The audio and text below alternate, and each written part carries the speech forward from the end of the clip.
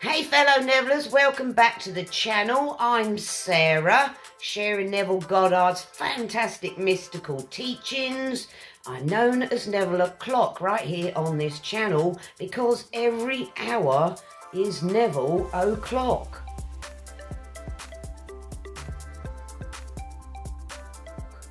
Now, today I've got my nose up in a lecture called The Power of Awareness. It's from 1953. Neville shares in his wonderful sense of humour the word imagination and gives us a description of it that made me laugh out loud, so I'm going to share it with you guys.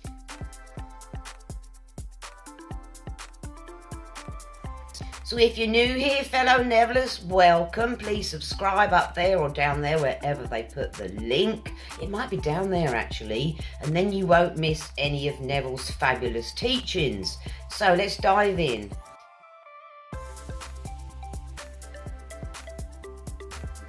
He says, so let us turn back and freshen up again this word, which has been so abused, which now is your imagination, which people without defining call the subconscious.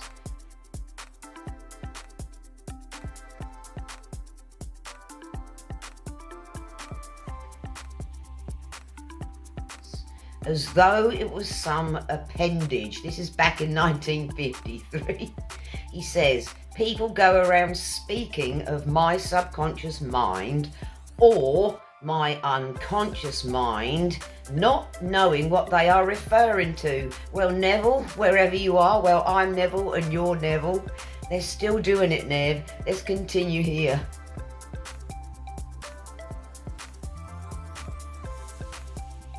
He says, well, this fabulous series of mental states is your imagination, and may I tell you, it has form, it has structure, just as real as the visible objective world out there, that the inner world is a world of reality. Call it by any name. I call it my wonderful human imagination.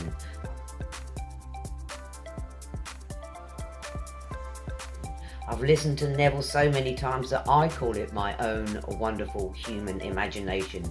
It could just be my imagination, but doesn't he make it sound more beautiful with my own wonderful human imagination? He says, and it assumes the form of all that I accept and consent to as true. It actually assumes the form of the sum total of all my beliefs, and my beliefs need not be true.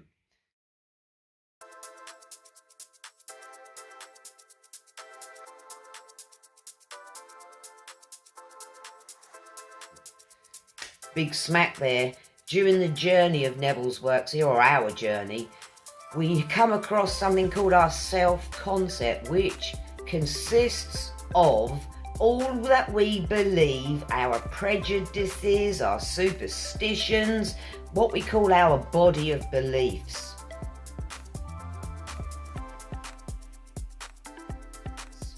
So Neville says they need not come near the truth, i.e. what we believe. My belief could be prejudices. They could be superstitions. It doesn't care. It will take all the stripes of men and wear them. So it will assume the form of the sum total of all that man consents to in this world, and then mould the outer world in harmony. So we're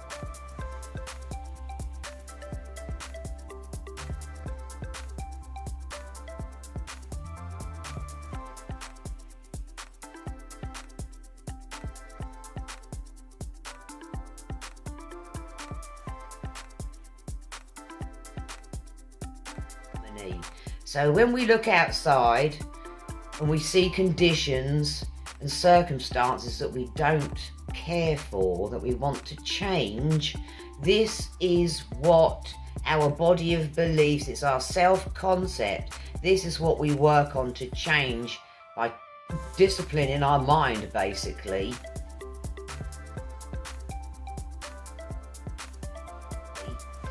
Now, Neville says, so it will assume the form of the sum total of all that man consents to in this world, and then mould the outer world in harmony. So what we then need to do is monitor our thoughts. Neville's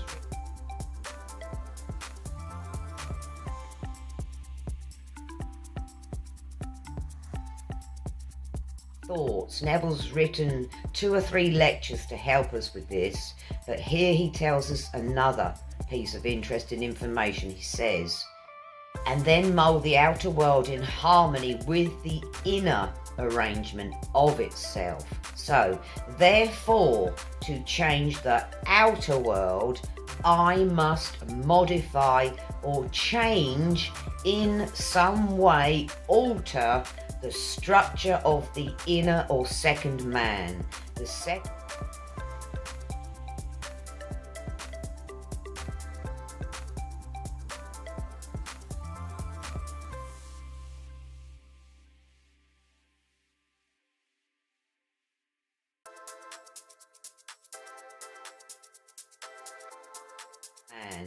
second man being my imagination. So that's what we have to do. We do that by, which lectures have we got? We've got changing the feeling of I.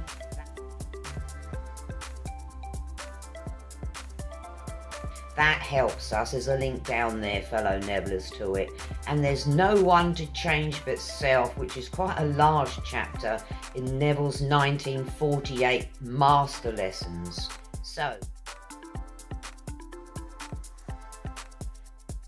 So we go about changing the inner man. He says, so I set myself to observe myself and to watch how my imagination works. That's what we've got to do, fellow Nevillers. We've got to observe ourselves, watch how our imagination works.